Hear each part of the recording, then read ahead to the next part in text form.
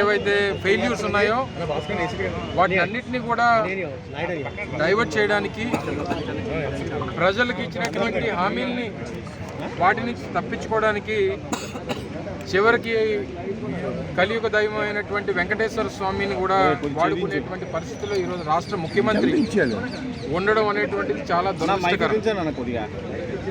మనందరూ తెలుసు, మాయల పకీర్లు ఉంటారు. ఉన్నది లేనట్టుగా, లేనిది ఉన్నట్టుగా సృష్టించడం వాళ్ళ పని.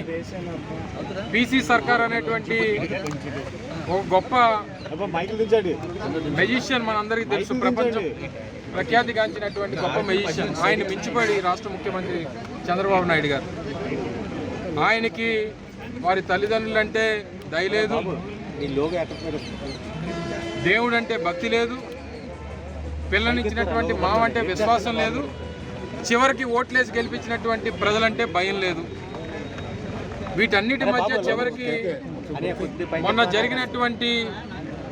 వచ్చినటువంటి విజయవాడ వరదల్ని తప్పించుకోవాలని, లేదా ఆయన ఇచ్చినటువంటి సూపర్ 6 హామీలను తప్పించుకోవాలని, లేదా తను నమ్ముకున్నటువంటి అమరావతి మునిగిపోతే దాని నుంచి బయటపడాలని, చివరికి వెంకటేశ్వర స్వామి లడ్డూను కూడా ఈరోజు ప్రపంచ ప్రఖ్యాతిగాంచినటువంటి మన హిందువులకు సంబంధించినటువంటి ప్రపంచంలోనే అతి గొప్ప దేవాలయం వెంకటేశ్వర స్వామి తిరుపతి దేవాలయం.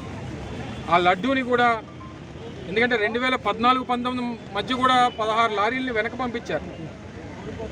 వారి ప్రభుత్వంలో 14-16 లారీలని వెనక పంపించారు. అంటే అప్పుడు కూడా వారు చెప్పినట్టుగానే ఏదో కలిసిందని పంపించారా? ఇవన్నీ కూడా ప్రజలు గమనిస్తూ ఉన్నారు. అందుకని ఈరోజు వైఎస్ఆర్ కాంగ్రెస్ పార్టీ విశాఖపట్నంలో ఉన్నటువంటి గ్రేటర్ విశాఖ మున్సిపల్ కార్పొరేషన్ పరిధిలో ఉన్నటువంటి వైఎస్ఆర్ కాంగ్రెస్ పార్టీ కార్పొరేటర్లు అందరూ కూడా నిన్న జరిగినటువంటి కౌన్సిల్ సమావేశంలో కూడా దీని మీద వారు మాట్లాడడం జరిగింది. ఈరోజు విశాఖపట్నంలో ఉన్నటువంటి గాంధీ విగ్రహం దగ్గర కూడా ఒక నిరసన కార్యక్రమాన్ని చేసి, ఏదైతే గౌరవ మా పార్టీ అధ్యక్షులు జగన్మోహన్ రెడ్డి గారు ప్రధానమంత్రి గారికి లేఖ రాసి సిబిఐ ఎంక్వైరీ చేయాలని చెప్పి ఏదైతే డిమాండ్ చేశారో, మళ్ళీ ఈరోజు కూడా దాన్ని డిమాండ్ చేస్తూ ఉన్నాం. ఎందుకంటే సిబిఐ ఎంక్వైరీ జరిగితే తప్ప ఇందులో నిజాలు బయటపడవు. దీంట్లో కూడా జగన్మోహన్ రెడ్డి గారిని తప్పుపట్టాలని, జగన్మోహన్ రెడ్డి గారిని నిందించాలని, మతాల్ని ఈరోజు తీసుకుని వచ్చి చివరికి ఏం చేశారంటే పసుపు బట్టలు వేసుకునేటువంటి తెలుగుదేశం పార్టీ కార్యకర్తలు కూడా కాషాయ బట్టలు వేసి ఈరోజు రోడ్ల మీద తిప్పేటువంటి పరిస్థితికి ఈరోజు ఈ రాష్ట్ర ముఖ్యమంత్రి దిగజారిపోయారు.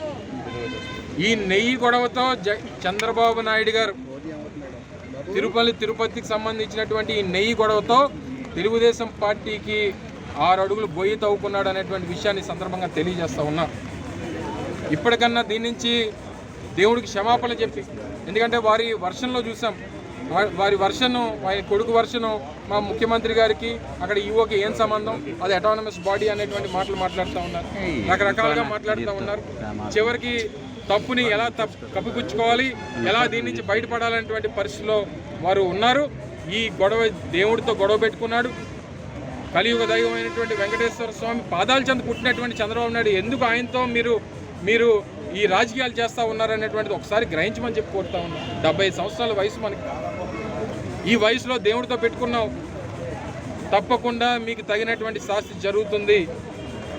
దీని మీద సిబిఐ ఎంక్వైరీ జరగాలి. మీరు వేసినటువంటి సిట్ల మీద మాకు నమ్మకం లేదు, ప్రజలకి నమ్మకం లేనటువంటి వైఎస్ఆర్ కాంగ్రెస్ పార్టీ నమ్ముతా ఉంది. ఈరోజు వైఎస్ఆర్ కాంగ్రెస్ పార్టీకి చెందినటువంటి విశాఖపట్నం కార్పొరేటర్లు అందరూ కూడా దాన్ని డిమాండ్ చేస్తూ ఈరోజు ఈ కార్యక్రమాన్ని నిర్వహించారు.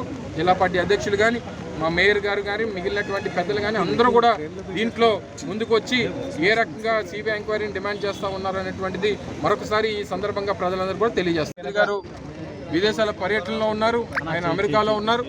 తప్పకుండా దీంట్లోని నిజాలు బయటపడాలంటే సిబిఐ ఎంక్వైరీ ఒక్కటే దీనికి మార్గం అనేటువంటిది మేము నమ్ముతా ఉన్నాం. ఎందుకంటే 2014-19 మధ్యలో ఒక సిట్ వేశారు. సరే, 2019-24 మా ప్రభుత్వంలో కూడా సిట్లు వేసాం. ఏ రకంగా సిట్లు పనిచేస్తాయో, వచ్చినటువంటి రిపోర్ట్లు ఏ రకంగా ఉంటాయో అనేటువంటిది మేము చూసాం. సో డెఫినెట్గా ఇది ప్రపంచ స్థాయిలో కోట్లాది మంది భక్తులు కలిగినటువంటి దేవాలయం, ఎంతోమంది నమ్ముకునేటువంటి దేవాలయం, హిందువుల తాలూకా ఆత్మాభిమానానికి, హిందువుల తాలూకా నమ్మకానికి సంబంధించినటువంటి విషయం. సో ఇందులో ఇదేదో లోకల్ ఇష్యూ కాదు.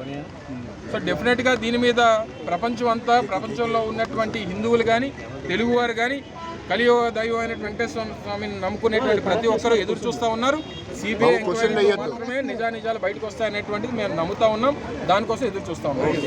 వాళ్ళు చూసాం, సిట్ల మీద నమ్మకం లేదు. సిబిఐ ఎంక్వైరీ జరగాల్సిందే. ఇందులో తప్పకుండా నిజానిజాలు బయటపడాల్సిందే. ఇందులో తప్పు ఎవరు చేశారనేటువంటిది ప్రజల ముందు